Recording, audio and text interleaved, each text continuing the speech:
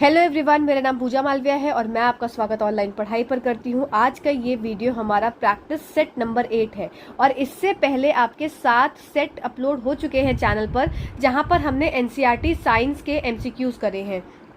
यहाँ पर at present चल रही है आपकी क्लास 9th एनसीईआरटी। तो क्लास 9th एनसीईआरटी का केमिस्ट्री का पोर्शन पूरा का पूरा फिनिश हो गया है। लिंक आपको डिस्क्रिप्शन बॉक्स में मिल जाएगा, इवन कमेंट में मैं पिन कर दूंगी लिंक। तो NCERT science class 9th chemistry portion completed. किस तरह से कंप्लीट है आपका, इसके मैंने 2 चीज़ें आपको करवाई है। इसका आपको मैंने एक तो एमसीक्यू का सेशन लिया है, प्लस मैंने आपको इसका थ्योरी का सेशन भी अपलोड किया है। तो ये दोनों सेशन अगर अभी तक आपने नहीं देखे हैं, जिसमें एमसीक्यूज भी करे हैं, साथ ही साथ थ्योरी भी कंप्लीट की है।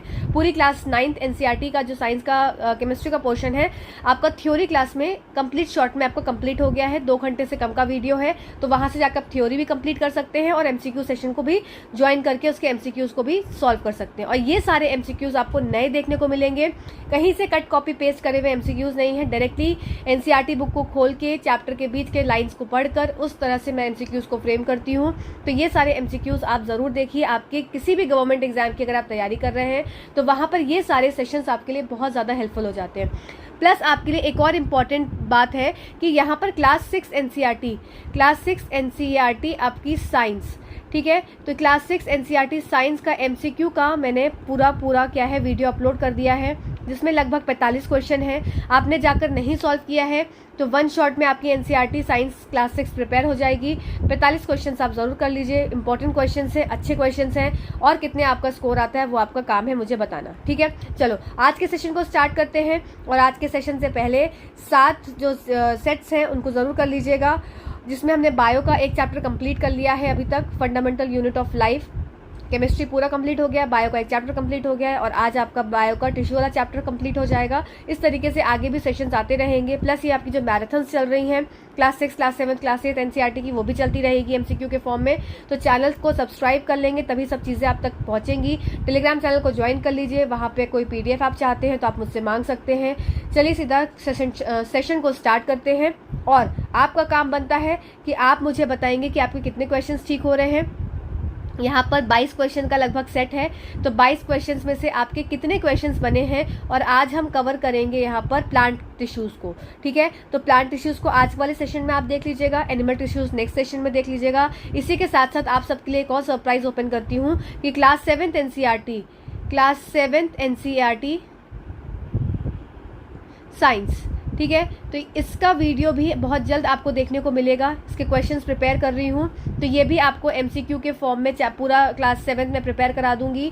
इसके क्वेश्चंस 1 शॉट आपको देखने को मिलेंगे, जैसे आपको क्लास 6 के देखने को मिले थे। तो बस आपका सपोर्ट रहेगा तो चीज़ें जल्दी जल्दी होती रहेंगी। मुझे भी मोटिवेशन की ज़रूरत है, तो आप ज़रूर कमेंट करिएगा कि आपको ये सब चीज़ें चाहिए कि नहीं चाहिए, और आपको ये सेशंस कैसे लग रहे हैं, अपने मार्क्स बताते जाइएगा। साथ ही साथ चलिए अब सीधा वीडियो की तरफ चलते हैं और सेशन को स्टार्ट कर देते हैं। चलिए, सबसे पहला क्वेश्चन है आपका आज का, a tissue is a group of cells that are. उत्तक कोशिकाओं का एक समूह है जो क्या करता है, जो सिमिलर होता है स्ट्रक्चर में, वर्क करता है टुगेदर, डिसिमिलर इन स्ट्रक्चर होता है, मोर than one of the above है या नन ऑफ द अबव है।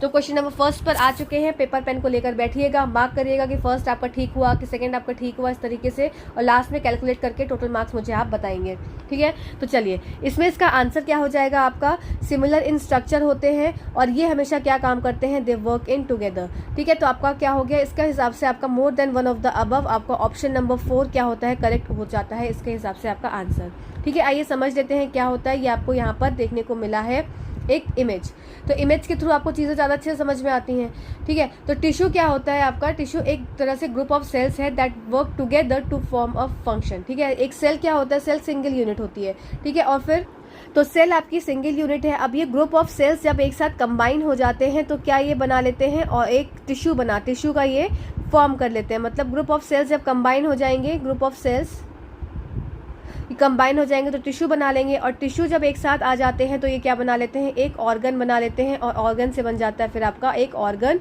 सिस्टम, ठीक है। आपको मेन क्या याद रखनी है बात, कि जब एक सिंगल सेल है, अब सिंगल सेल क्या है, ग्रुप बना लेता है, तो ग्रुप बना लेता है तो वो क्या बन जाता है, वो आपका टिश्यू बन जाता है, और टिश्यू से आपके ऑर्गन्स बनते हैं, और ऑर्गन से आपका ऑर्गन सिस्टम फ्रेम हो जाता है, ठीक है।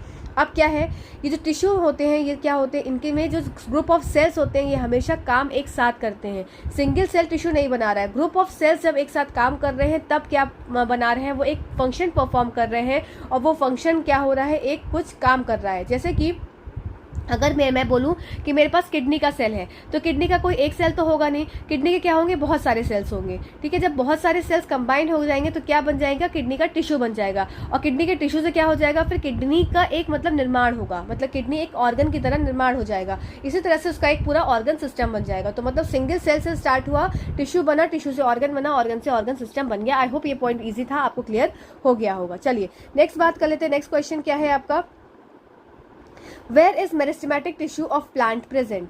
मेरिस्टेमेटिक टिश्यू पौधों में विभज्योतक उत्तक कहाँ मौजूद होते हैं, ठीक है। तो आपको बहुत सारे टिश्यूज पढ़ने हैं इसमें, इस चैप्टर में। प्लांट के अलग टिश्यूज हैं, ठीक है, पादप उत्तक अलग हैं और आपके जंतु उत्तक अलग हैं।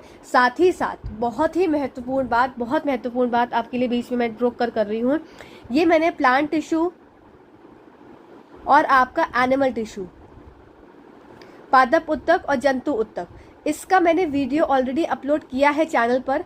मैं आपको डिस्क्रिप्शन बॉक्स में भी इसका आपको क्या करूंगी, एक लिंक दे दूंगी, तो आप जाकर प्लांट टिश्यू और एनिमल टिश्यू का ज़रूर जाकर देख लीजिएगा। बहुत अच्छे से एक्सप्लेन किया है मैंने, तो आपको क्या हो जाएगा, क्लियरिटी हो जाएगी। अगर अभी भी कोई डाउट रह जाएगा तो जाकर ज़रूर देख लीजिए। इसका वीडियो ऑलरेडी अपलोडेड है चैनल पर, तो वापस से री अपलोड नहीं करूँगी, वही सेम वीडियो। रिविजन कराना होगा तो नया कराऊंगी, ठीक है। तो आप ये पुराना वीडियो जो है, बहुत ज़्यादा पुराना भी नहीं है, लगभग 1 महीना पुराना वीडियो है, तो जाकर इसको देख लीजिए, प्लांट टिश्यू, एनिमल टिश्यू, और लिंक आपको डिस्क्रिप्शन बॉक्स में मिल जाएगा। तो वहां से आपका थ्योरी का सेक्शन भी प्रिपेयर हो जाएगा। 2x पर लगाओ, जल्दी जल्दी देखो और मजे करो, ठीक है। चलो, तो क्या क्वेश्चन था कि where is meristematic tissue of plant present. तो आप क्वेश्चन नंबर 2 पे आ चुके हैं। तो ये कहाँ प्रेजेंट होता है, ये all over the plant body होता है, एट स्पेसिफिक रीजन होता है, eight the tip of the plant. यहाँ पर ना एट है, इसको ठीक कर लेंगे, ये एट स्पेसिफिक एट है, ठीक है, एट। चलो, तो at specific region, at the tip of the plant only, more than one of the above या नन ऑफ द अबव। तो आपका आंसर क्या हो जाएगा इसमें, आपका आंसर हो जाएगा एट स्पेसिफिक रीजन्स, ठीक है।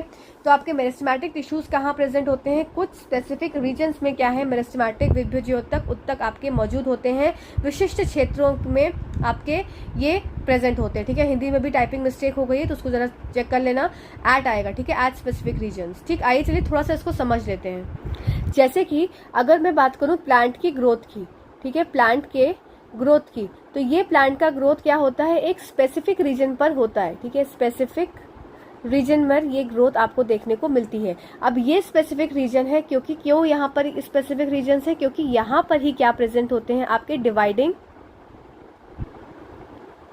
टिश्यूज प्रेजेंट होते हैं, ठीक है। अगर डिवाइडिंग टिश्यूज एक स्पेसिफिक रीजन पर प्रेजेंट है, इसका मतलब वहीं पर क्या है, आपकी ग्रोथ देखने को मिलती है। तो इसी तरह से जो आपका मेरिस्टेमेटिक टिश्यूज होते हैं, इनकी क्या है, एक लोकेशन फिक्स होती है। तो मेरिस्टेमेटिक टिश्यूज की क्या हो जाएगी, आपकी लोकेशन क्या हो जाएगी, लोकेशन इनकी फिक्स होती है, ठीक है, लोकेशन आपकी इनकी फिक्स हो गई।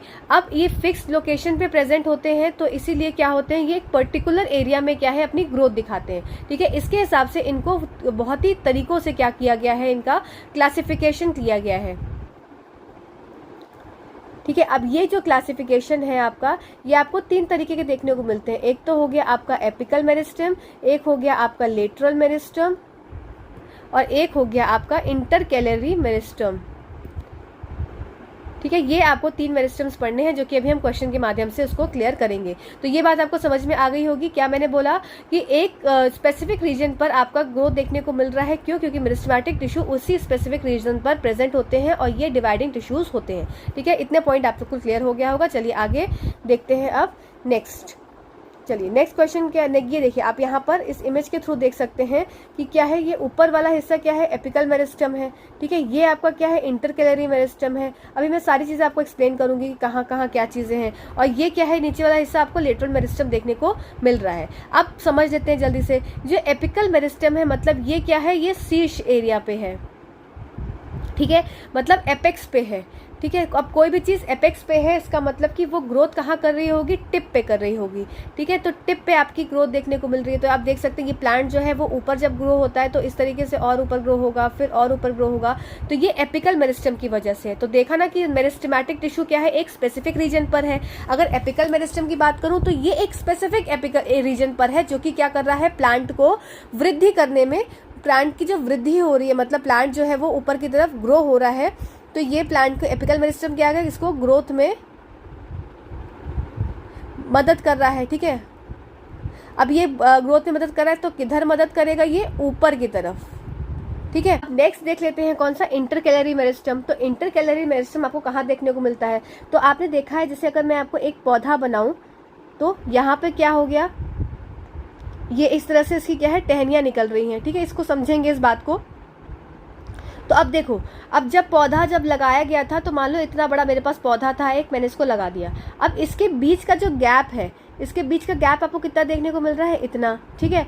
फिर क्या हो गया, दो तने के बीच का गैप क्या है आपको देखने को मिल रहा है, आपको इतना, ठीक है। अब जैसे जैसे इसकी ग्रोथ होती जाएगी, जैसे जैसे आपका प्लांट ग्रो होता जाएगा, मान लो ये और बड़ा होता चला गया, ठीक है, ये और बड़ा हो गया, ये और बड़ा हो गया, तो आप देखेंगे क्या होगा, ये आपका जो ये एरिया है, ये रीजन क्या है, ये भी बढ़ता चला जाएगा। जैसे ये बड़ा हो गया, अब इधर से ये और बड़ा हो गया। तो इसका मतलब कि ये जो रीजन है आपका, एक ये यहाँ पर अगर देखा तो ये अगर रीजन है इतना बड़ा, अब जैसे प्लांट ग्रो करेगा तो ये रीजन और बड़ा होगा कि नहीं होगा, ये वाला रीजन होगा। तो इसका मतलब ये इंटरकैलरी मेरिस्टम होते हैं, ये ऐसी जगह प्रेजेंट होते हैं कहाँ पर, नोड्स पे प्रेजेंट होते हैं, जो कि एक जॉइंट है किसके बीच में, एक आपका जो मेन तना है और मेन तने से जो ये टहनी निकल रही है, इसके बीच का जो एक जॉइंट है इसको नोड बोलते हैं। तो ये जैसे जैसे प्लांट ग्रो करेगा तो ये नोड भी तो ऊपर की तरफ आता जाएगा। तो इस तरीके से ये इंटरकैलरी मेरिस्टम की वजह से जो आपकी टहनियाँ हैं या आपका प्लांट जो है वो ऊंचाई की तरफ और ऊंचा होता चला जाता है, ठीक है।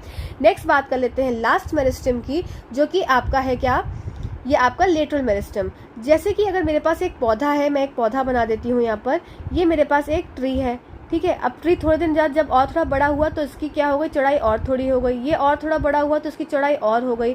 तो जहाँ पर आपको क्या देखने को मिल रहा है, ये चौड़ाई में अंतर, चौड़ाई बढ़ती जा रही है। जहाँ ये चौड़ाई बढ़ती जा रही है मतलब इसकी मोटाई, आपके तना जो है वो मोटा होता जा रहा है और जाड़ा होता जा रहा है, तो वहाँ पर कौन सा मेरिस्टम आ जाता है, वहाँ पर लेटरल मेरिस्टम आ जाता है, ठीक है। तो आई होप ये सारे पॉइंट्स आपको क्लियर हो गए होंगे, आसान थे।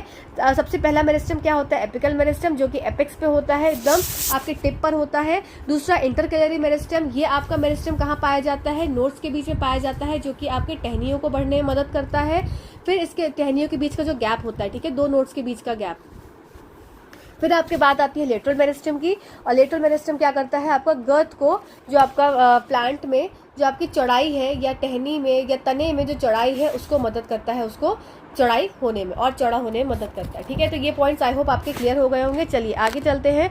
ये आप देख सकते हैं यहाँ पर इस इमेज से आपको चीज़ें और ज़्यादा क्लियर हो जाएंगी। मेरे ही एक सब्सक्राइबर ने मुझे आइडिया दिया था कि इमेजेस लगाएं जिससे कि उनके दिमाग में या सबके दिमाग में क्या है, चीज़ें फिट हो जाए। तो इसी चीज़ों को फिट करने के लिए मैं यहाँ पर बैठी हूँ। देखो एपिकल मेरिस्टम कहाँ कहाँ प्रेजेंट है, शूट में प्रेजेंट है, ठीक है, तो ये ऊपर की तरफ बढ़ रहा है। फिर साथ साथ एपिकल मेरिस्टम आपको कहाँ देखने को मिल रहा है, रूट्स में देखने को मिल रहा है, तो रूट्स भी तो ग्रो होती हैं। इसी तरह से लेटरल मेरिस्टम कहाँ मिल रहा है आपको देखने को, इस तने में मिल रहा है, तो ये आपका तना चौड़ा होता चला जा रहा है, स्टेम चौड़ी होती जा रही है। इंटरकैलरी मेरिस्टम कहाँ देखने को मिल रहा है, ये आपका नोड वाला एरिया हो गया। अब इस नोड के एरिया में क्या है, इंटरकैलरी मेरिस्टम पाया जाता है। तो ये जो है ये मैं आपको बताने की कोशिश कर रही हूँ। जैसे कि ये आपका इतना छोटा सा एरिया है और यहाँ का एरिया देखो कितना बड़ा है, तो ये नीचे से ऊपर की तरफ आया होगा ना। अभी ये भी तो जब ऊपर बढ़ेगा तो इसका ये वाला एरिया भी बढ़ जाएगा, तो इसका मतलब इंटरकैलरी मेरिस्टम भी आपका वो क्या है, बढ़ोतरी कर रहा है इसकी हाइट में, ठीक है। चलो आगे देख लेते हैं। नेक्स्ट क्वेश्चन आ गया। नेक्स्ट अब तो ये आपका आंसर आप इजीली लगा ही सकते हैं। क्वेश्चन नंबर 3 का लोकेशन ऑफ एपिकल मेरिस्टम, अब आप इसको इजीली लगा ही सकते हैं। क्या हो जाएगा इसमें क्वेश्चन नंबर 3 का answer, tip of the stem पे भी होता है और टिप ऑफ द रूट पे भी होता है। और तो ये क्या हो जाएगा, more than one of the above हो जाएगा। साइड्स ऑफ द स्टेम की बात आ जाती है आपका, तो ये आपका लेटरल हो जाता है, ठीक है। चलो मतलब तने के नोक पर और जड़ों के नोक पर शीर्षस्थ विभ्योतक का स्थान, ठीक है, ये हो गया होगा क्लियर। चलो अब देख लेते हैं what is the importance of apical meristem. शीर्षस्थ विभ्योतक का क्या महत्व है, सॉरी थोड़ा सा स्लिप हो गई टंग, तो इसकी क्या इंपॉर्टेंस है, इसका क्वेश्चन नंबर 4 पे आ गए। जल्दी टिक करते चलेंगे आप अपना क्वेश्चंस को। It helps in increase of stem and root tip. It helps in increase of girth of the stem or root. It helps in increase of length of root only, या more than one of the above, या none of the above. तो क्या हो जाएगा answer आपका first वाला, या तने और जड़ों की नोक को बढ़ाने में मदद करता है. ठीक है, चलो नेक्स्ट क्वेश्चन की तरफ चलते हैं. The process of taking up of permanent shape, size and function. अच्छा, इससे पहले एक चीज़ और समझ लो, कुछ बातें जरा नोट करके रख लो. इसमें मैंने ऐड नहीं करा है क्वेश्चन क्योंकि बहुत लंबा सा था. चलो इसको नोट करके मैं देती हूँ आपको. जो सेल्स होते हैं, अब हम मेरिस्टेमेटिक टिश्यूज़ के सेल के बारे में बात कर रहे हैं. मेरिस्टेमेटिक टिश्यू, इसके सेल्स के हम बारे में बात कर रहे हैं. सेल्स, ठीक है. तो ये कैसे होते हैं? ये बहुत ही एक्टिव होते हैं. पहली बात, बहुत ही ज़्यादा एक्टिव होते हैं. इनके पास क्या होता है? डेंस साइटोप्लाज्म होता है. और तीसरा पॉइंट क्या है? थिन सेल्यूलोज होता है, थिन सेल्यूलोज वॉल. और चौथा पॉइंट क्या है? प्रोमिनेंट न्यूक्लियाई प्रेजेंट होता है. ठीक है, तो ये सारे पॉइंट्स आप नोट कर लीजिएगा एपिकल मेरिस्टेम्स के, सॉरी मेरिस्टेमेटिक टिश्यू के सेल्स के बारे में. ये 4 बातें हैं, इनको याद रखिएगा, एक बार देख लीजिएगा तो आपको याद हो जाएंगी. ठीक है, चलो आगे बढ़ते हैं. आगे नेक्स्ट क्वेश्चन है हमारा, the process of taking up a permanent shape, size and a function is called.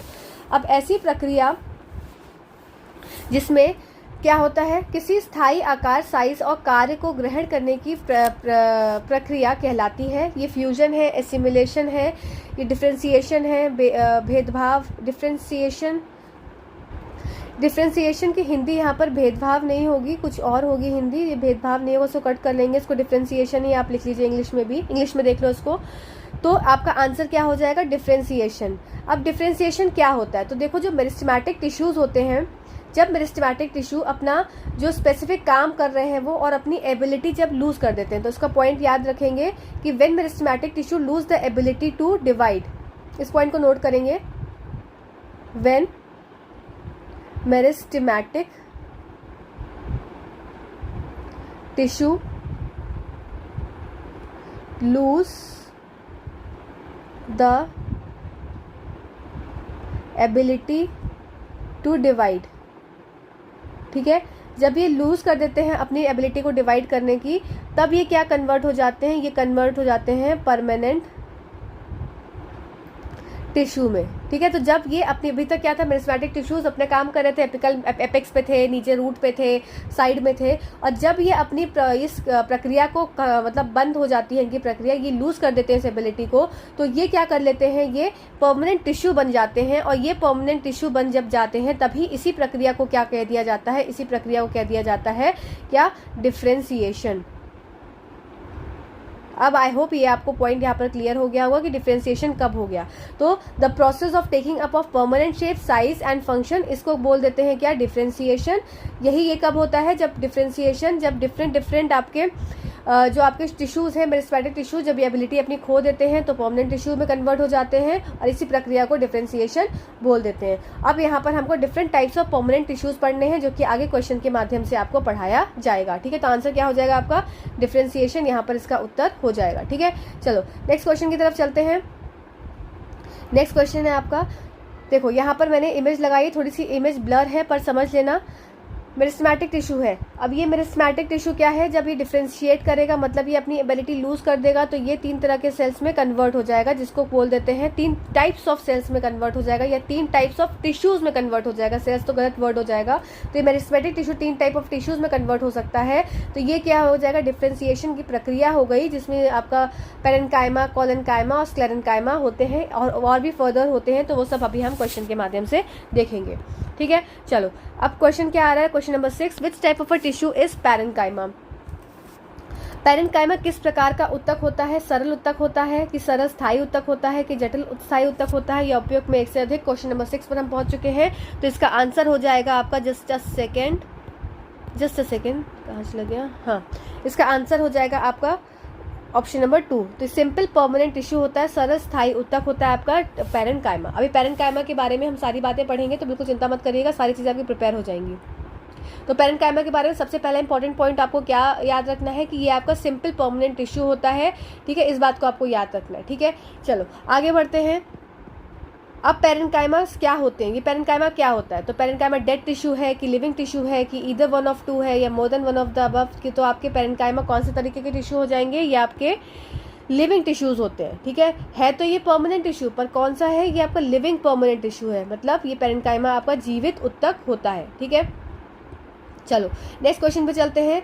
The major function of parenchyma is, अब पेरेन्काइमा का जो मुख्य आपका कार्य है वो क्या है, they provide support to plants, they help in increase the growth of the plant, they store food या more than one of the above या नन ऑफ द अबव। तो क्वेश्चन नंबर 8 पे पहुंच चुके हैं, इसमें आपका आंसर हो जाएगा more than one of the above. क्यों, क्योंकि इनका काम क्या होता है, दे स्टोर फूड, और दूसरा they provide support to the plant. ठीक है, तो ये प्लांट्स को सपोर्ट भी देते हैं और दूसरा ये स्टोर भी करते हैं क्या, फूड को। तो ये रटने वाला चैप्टर है, थोड़ा रटना तो पड़ेगा ही। ठीक है, तो उसका काम क्या हो गया, पेरेन्काइमा का मेन आपको मेजर काम जो याद रखना है, ये खाने को आपको क्या करता है, खाने जो वे भोजन का भंडारण करते हैं, तो ये भोजन का भंडारण करने में बहुत ज़्यादा उपयोगी होते हैं, ये पौधे को सहायता प्रदान करते हैं। ठीक है, तो ये 2 पॉइंट आपको याद रखना है। चलो आगे देख लेते हैं। अब बात कर लेते हैं, the flexibility in plants is due to, पौधों में लचीलापन किसके कारण होता है, एरेन्काइमा के, कोलेनकाइमा के या क्लोरेनकाइमा के, किनके कारण होता है। तो आपका आंसर क्या हो जाएगा, flexibility in plant. Question number 9 पर हम आ चुके हैं, ये हो जाएगा आपका ऑप्शन नंबर 3। तो कोलेनकाइमा की वजह से, ये क्वेश्चन बहुत बार, वेरी इंपॉर्टेंट क्वेश्चन मार्क कर लेंगे, क्वेश्चन बहुत बार रिपीट हुआ है कई एग्जाम्स में कि फ्लेक्सिबिलिटी इन प्लांट, हम टहनी को अगर मोड़ते हैं तो क्या है, टूटती नहीं है, लचीली होती है। क्यों होती है, क्योंकि उसमें कोलेनकाइमा टिश्यू प्रेजेंट होते हैं जो कि उसको लचीला बनाते हैं। ठीक है, चलो नेक्स्ट क्वेश्चन पर चलते हैं। अब ये देख लो, यहाँ पर टाइप्स ऑफ टिश्यूज जो हैं, सबसे पहला आपको पेरेन्काइमा टिश्यू देखने को मिल रहा है। अब कुछ बातें हैं इंपॉर्टेंट जो कि आप नोट करेंगे, बिल्कुल अच्छे से नोट करेंगे, बहुत इंपॉर्टेंट बातें हैं जो भी मैं आपको लिखवाने जा रही हूँ। चलिए, तो कुछ इंपॉर्टेंट पॉइंट्स हैं जो मैंने नोट कर दिए हैं, आप इसको देख लीजिएगा जब आपको PDF मिलेगी। क्या पॉइंट है ये, कि सबसे पहली बात है कि जो पेरेन्काइमा होते हैं ये कहाँ प्रेजेंट होते हैं, ये एपिडर्मिस की लेयर जो सबसे ऊपर होती है आपकी किसी भी प्लांट में, उसके जस्ट नीचे ये पाए जाते हैं पेरेन्काइमा। तो ये कहाँ है, आपके एपिडर्मिस लेयर के नीचे पाए जाते हैं। ठीक है, ये लिविंग जीवित होते हैं, फिर ये लूजली अरेंज होते हैं। ठीक, अब पेरेन्काइमा के कुछ और भी तरह तरह के पेरेन्काइमास होते हैं, जैसे कि क्लोरेनकाइमा, एरेन्काइमा, कोलेनकाइमा और स्क्लेरेन्काइमा। ये 4 तरीके के काइमास हमको पढ़ने हैं। तो पहला हो गया आपका क्लोरेनकाइमा। तो यहाँ पे आपको क्लोरो दिख रहा है, तो क्लोरो से मतलब क्लोरोफिल से रिलेटेड हो गया। तो ऐसे पेरेन्काइमेटिक टिश्यूज जो कि क्या है, आपके फोटोसिंथेसिस कर पा रहे हैं, तो ये क्या हो जाएंगे, क्लोरेनकाइमा आपके टिश्यूज हो जाएंगे। ठीक है, आपको नाम से क्लियर होगा, क्लोरेनकाइमा मतलब क्लोरोफिल कंटेनिंग, इसका मतलब ये फोटोसिंथेसिस कर पा रहे हैं। ठीक है, दूसरी चीज क्या हो गई, एरेन्काइमा। ऐसे टिश्यूज आपके ये कहाँ पे पाए जाते हैं, एक्वेटिक प्लांट्स में पाए जाते हैं ये टिश्यूज। अब इसकी वजह से क्या है, आपकी जो आपके एक्वेटिक प्लांट्स आपके तैर रहे होते हैं, तो वो कैसे तैर रहे होते हैं, क्योंकि उसमें एरेन्काइमा टिश्यूज प्रेजेंट होते हैं जो कि उनको क्या है, एयर कैविटी प्रोवाइड करते हैं। इस एयर कैविटी की वजह से क्या होता है, वो प्लांट जो है वो आपका जो एक्वेटिक प्लांट है वो तैर रहा होता है किसी भी पानी के ऊपर। ठीक है, फिर नेक्स्ट बात कर लेते हैं कोलेनकाइमा। कोलेनकाइमा क्या होते हैं, फ्लेक्सिबिलिटी प्रोवाइड करते हैं प्लांट्स में, जैसे टहनी हो गई, लीफ हो गई, सब बहुत फ्लेक्सिबल होती हैं। ठीक है, तो कोलेनकाइमा टिश्यू की वजह से ये होता है। नेक्स्ट बात कर लेते हैं स्क्लेरेन्काइमा। स्क्लेरेन्काइमा क्या होते हैं, ये हार्डनेस प्रोवाइड करते हैं, स्टिफनेस, ये बहुत ज्यादा कठोर टाइप की टिश्यूज होते हैं, जो कि जैसे कि आपने देखा होगा क्या, कोकोनट का जो आपकी जो खपड़ी होती है या आपका बादाम की जो छिलका होता है, तो ये सब छिलका मतलब जो ऊपर का शेल होता है। ठीक है, तो वो सब किसका बना होता है, आपका स्क्लेरेन्काइमा का बना होता है, और ये क्या होते हैं, जनरली डेड होते हैं। आगे क्वेश्चन में आपको मिलेगा। ठीक है, तो ये पॉइंट यहाँ पर इंपॉर्टेंट था जो मैंने आपको नोट करके दे दिया। अब यहाँ पर देख लो टाइप्स ऑफ टिश्यू में कि पेरेन्काइमा टिश्यू आपको कुछ इस तरीके से देखने को मिल रहे हैं। ठीक है, कोलेनकाइमा कहाँ पर मिल रहा है, सीलियरी, मतलब ये आपको घास फूस वाले पौधे में देखने को मिलेगा। स्क्लेरेन्काइमा कैसे, पियर का, जो पियर के अंदर का जो ये सब हो गया, शेल हो गया, इसके अंदर का जो बीज हो गया, कड़क कड़क होता है ना, तो स्क्लेरेन्काइमा टिश्यू भी इसमें प्रेजेंट होता है। तो ये सब चीजें यहाँ पर थी जो कि इंपॉर्टेंट थी। ठीक है, चलो, the tissue which make the plant hard and stiff. तो आपका आंसर अब आपको पता ही चल गया होगा क्या है। क्वेश्चन नंबर 10 का आंसर आपका ऑप्शन नंबर 2 करेक्ट उत्तर हो जाएगा। वह उत्तक जो बनाता है पौधों को कठोर एवं जो कठोर बनाता है पौधों को, हार्ड और स्टिफ बनाता है, दोनों का हिंदी कठोरी आया है गूगल ट्रांसलेशन से। तो आपका ऑप्शन नंबर 2 करेक्ट उत्तर हो जाएगा। अब यहाँ देख लीजिए, यहाँ पर क्या है, ये आपका पेरेन्काइमा, कोलेनकाइमा और स्क्लेरेन्काइमा का ये आपका इमेज है। और ये जो इमेज आप यहाँ देख रहे हैं सी वाली, तो ये जो इमेज है, सॉरी, ये इमेज आपकी ये स्क्लेरेन्काइमा की इमेज है। कुछ इस तरीके से लिग्निफाइड थिक वॉल होती है, नैरो ल्यूमेन होता है, सब सिर्फ एक लगा दिया है, NCERT की इमेज थी इसलिए मैंने यहाँ पर ऐड कर दिया है। ठीक है, कोई इंपॉर्टेंट नहीं है इमेज ये। चलो नेक्स्ट बात कर लेते हैं स्क्लेरेनकाइमेटस टिश्यूज आर प्रेजेंट इन। अब ये कहाँ कहाँ प्रेजेंट होते हैं, ये इंपॉर्टेंट स्लाइड है, इसको जरूर अच्छे से नोट कर लीजिएगा कि स्क्लेरेनकाइमेटस टिश्यूज आपके स्क्लेरेनकाइमेटस उत्तक मौजूद होते हैं कहाँ, stem around vascular bundles, in vein of leaf, in hard covering of seed and nuts या hard covering fruit of plants, inside vascular bundle या हस्क ऑफ कोकोनट, या between air cavities of cell, या more than one of the above या none of the above. तो question number 11 का answer आपका हो जाएगा, करेक्ट उत्तर हो जाएगा आपका फर्स्ट वाला ऑप्शन, जहां पर स्टेम में भी प्रेजेंट होते हैं, अराउंड वेस्कुलर बंडल्स भी प्रेजेंट होते हैं, फिर in veins of leaf, vein of leaf में भी, in hard covering of seed and in nuts. ठीक है, तो ये आपको ये ऑप्शन नंबर फर्स्ट, ये आपका पूरा एनसीईआरटी की लाइन है एज सच, तो इसको आप जरूर याद रखेंगे। ठीक है, चलो नेक्स्ट देख लेते हैं, choose the characteristics of epidermis from the below. Epidermis is या आर, तो एपिडर्मिस के नीचे दिए गए एपिडर्मिस की विशेषताओं को चयन करना है। एपिडर्मिस क्या होती है, ये देख सकते हैं आप, एपिडर्मिस सबसे पहले आपको समझ में ही आ रही है कि ये क्या है, ऊपरी सतह है किसी भी लीफ की। तो लीफ की ऊपरी सतह होती है कुछ इस तरीके की, ठीक है, कुछ इस तरीके की लीफ की ऊपरी सतह आपको देखने को मिलती है। तो the outermost layer of the cell, तो ये बात तो ठीक है। Made up of single layer of cells, देखते हैं 12th का आंसर। फिर made up maybe thicker more than one of the above या नन ऑफ द अबव, तो आपका आंसर हो जाएगा more than one of the above. क्यों? क्योंकि it is made up of single layer of cells की बनी होती है, और मे बी थिकर मतलब ये थोड़ी मोटी होती है। अब मोटी क्यों होती है, जैसे कि आपका रेजिस्टेंस, जैसे एकदम से पेड़ पौधे क्या है, एकदम से हवा के प्रभाव से क्या है, टूट फूट ना जाए, एकदम पत्तियां झड़ ना, मतलब वो ना हो जाए, एकदम मूर्छित ना हो जाए, तो उसके लिए क्या होती है, एपिडर्मिस लेयर होती है। तो और आपने देखा होगा कि वैक्सी कोटिंग की कवरिंग होती है कहाँ पर, जो आपके रेतीले क्षेत्र हैं, जहाँ पर आपका रेगिस्तान है, तो वहाँ पर कैसी होती है, वैक्सी कोटिंग की कवरिंग होगी। ठीक है, साथ ही साथ आपको वैक्सी कोटिंग की कवरिंग कहाँ देखने को मिलती है, जो प्लांट्स आपके एक्वेटिक प्लांट्स होते हैं वहाँ पे देखने को मिलती है, जिससे कि लीफ जो है वो सड़ ना जाए। तो ये सब एपिडर्मिस लेयर की बनी होती है, और एपिडर्मिस लेयर ही ऊपर की सतह होती है, और इस एपिडर्मिस लेयर में क्या होता है कि थोड़ी सी थिक होती है, इसीलिए वो। तो ये सारे पॉइंट्स आपके ऑप्शन नंबर 1, 2, 3 तीनों करेक्ट हैं, तो ऑप्शन नंबर 4 आपका करेक्ट उत्तर हो जाएगा। चलिए, तो नेक्स्ट क्वेश्चन पे चलते हैं। नेक्स्ट क्वेश्चन क्या है, select out the role of epidermis. ठीक, तो it protects a specific part of a plant, it protects all the parts of a plant, protect plant living in dry habitat, या more than one of the above या none of the above. तो question number 13 का answer हो जाएगा आपका option number 4 correct उत्तर हो जाएगा, क्योंकि it protects all the part of the plant और protect plant living in dry habitat. ठीक है, तो ये सारे पॉइंट्स इसके क्लियर हो गए आपको। देखो स्पेसिफिक पार्ट में तो क्या प्रेजेंट था आपका, स्पेसिफिक मेरिस्टेमेटिक टिश्यूज प्रेजेंट थे, इससे कंफ्यूज नहीं होंगे। ठीक है, स्पेसिफिक एरिया में था apical meristem, lateral meristem, intercalary meristem. अब क्या है, एपिडर्मिस जो है आपकी हर पार्ट के प्लांट के पार्ट में प्रेजेंट होती है, जिससे कि वो प्रोटेक्ट करती है किसको, प्लांट्स को। ठीक है, फिर it protects plant living in dry habitat, शुष्क आवास में रहने वाले पौधों की रक्षा करती है, या पौधों के सभी भागों की रक्षा करती है। अब यहाँ पर ये देख लेते हैं क्या लिखा हुआ है, epidermal cells on the aerial part of a plant often secrete a waxy water resistant layer on their outer surface, this aids in protection against loss of water, mechanical injury and invasion by parasitic fungi. देखो वही जो मैंने भी आपको पिछले side में बात बताई, क्या बताई कि जो आपकी एपिडर्मल सेल्स होती हैं, इनके ऊपर क्या है, एक वैक्सी कवरिंग होती है। कौन से आपके जो आपके पौधे, जो आपके जलीय पौधे होते हैं। ठीक है, जलीय पौधे मतलब जो आपके वाटरी प्लांट्स होते हैं। क्यों? क्योंकि अगर ये ऐसा नहीं होगा तो वो क्या होगी, लीफ सड़ जाएगी, उसमें टूट फूट जाएगी, और जो उसमें फंगस बैक्टीरिया उन पर क्या हो जाएगा, अटैक हो जाएगा पानी की गंदगी का। ठीक है, तो इसके ऊपर इसलिए कवरिंग की जाती है। चलो नेक्स्ट क्वेश्चन पे चलते हैं, क्वेश्चन नंबर 14।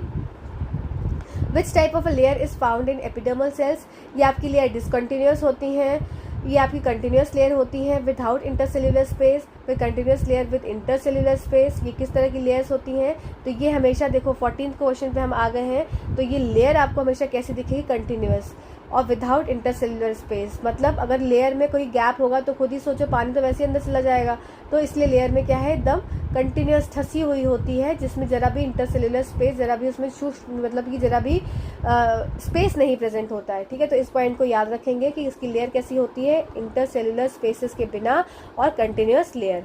ठीक है, चलो नेक्स्ट क्वेश्चन पे चलते हैं, क्वेश्चन नंबर 15 पे। What is the role of stomata present in leaves of a plant.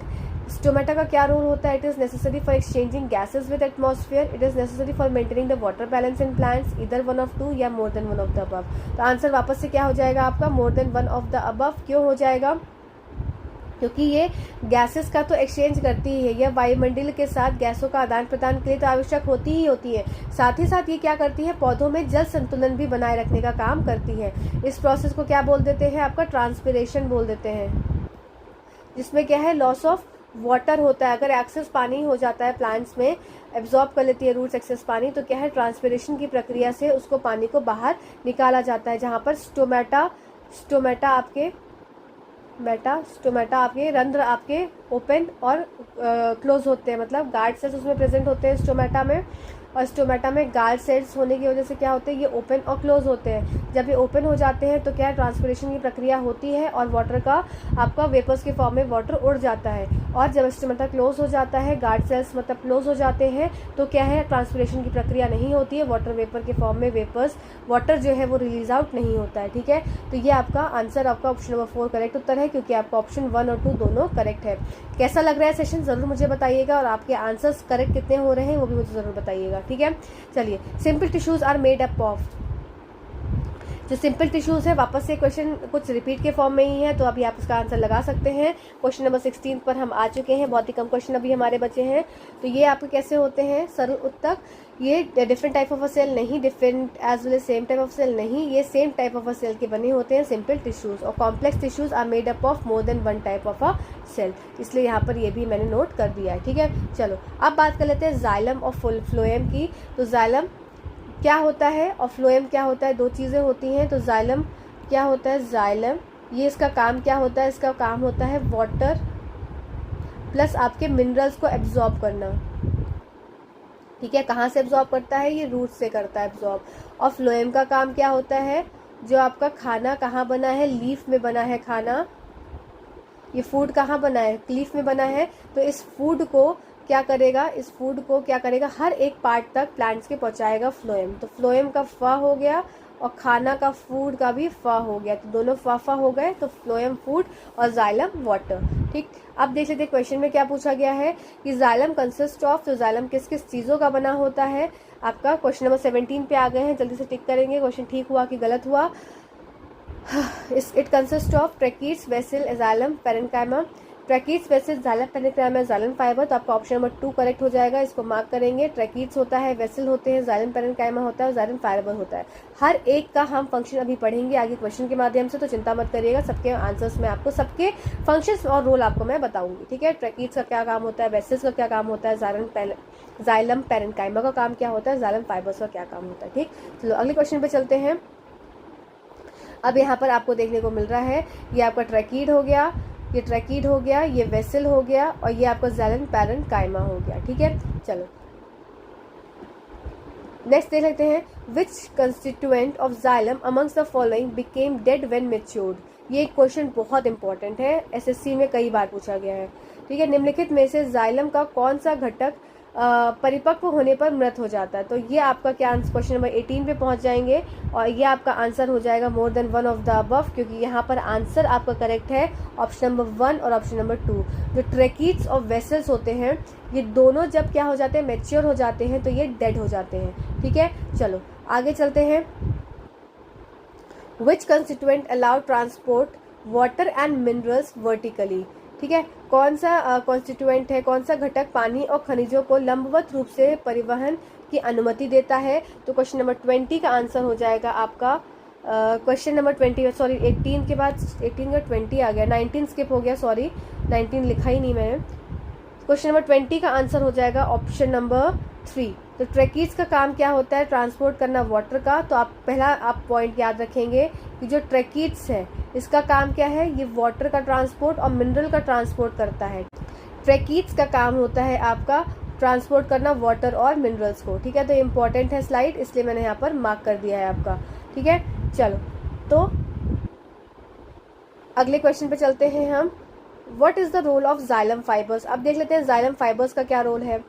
Xylem fibres का क्या रोल, allow transport water and minerals vertically, supportive in function होते हैं, या इंक्रीज सरफेस एरिया करते हैं, या more than one of the above. तो क्वेश्चन नंबर 21 का आंसर हो जाएगा आपका ऑप्शन नंबर 2।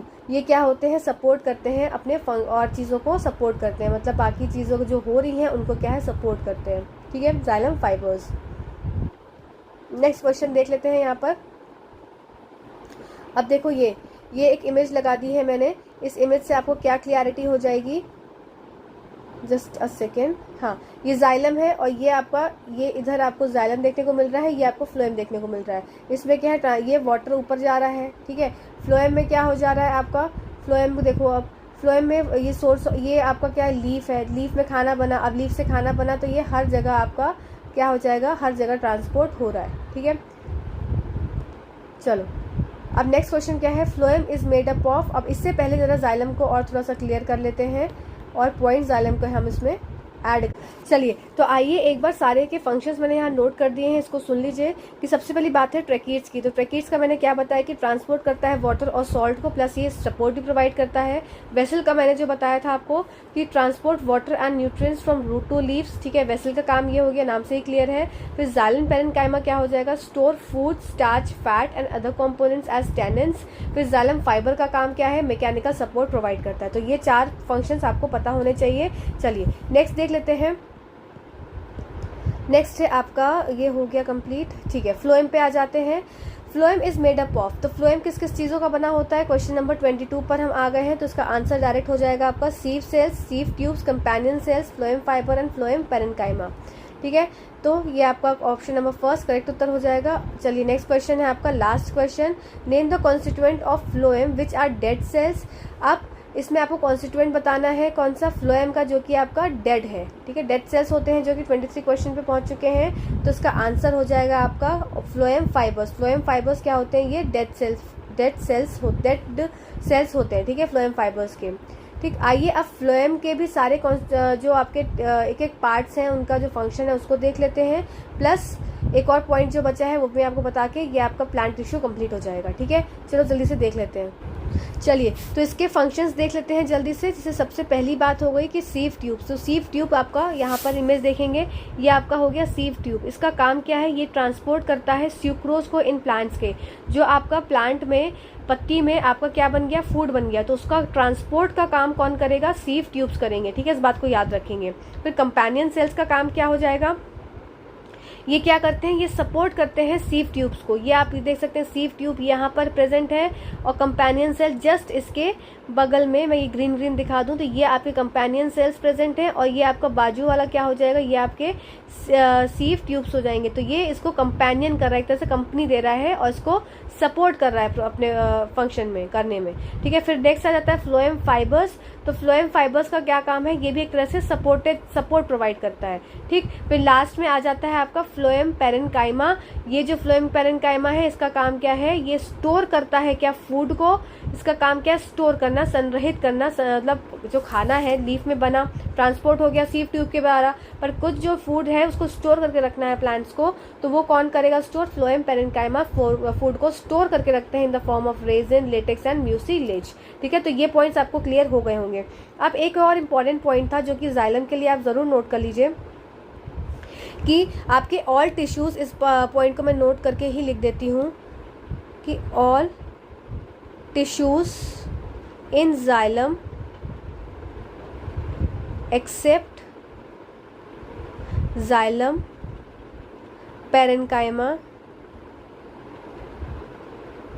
आर डेड, ठीक है। सारे क्या होते हैं, सारे डेड होते हैं, सिर्फ आपका एक पैरेन्काइमा को छोड़कर बाकी सारे क्या होते हैं, ये डेड होते हैं। ये इंपॉर्टेंट पॉइंट था, इसको ज़रूर मार्क कर लीजिएगा, ठीक है। तो आई होप ये आपको सेशन कैसा लगा हो, ज़रूर मुझे बताइएगा और आपके कितने मार्क्स बने ये भी मुझे बताइएगा। और थैंक यू भाई, आप लोग ने वीडियो देखा, thank you so much watching this video.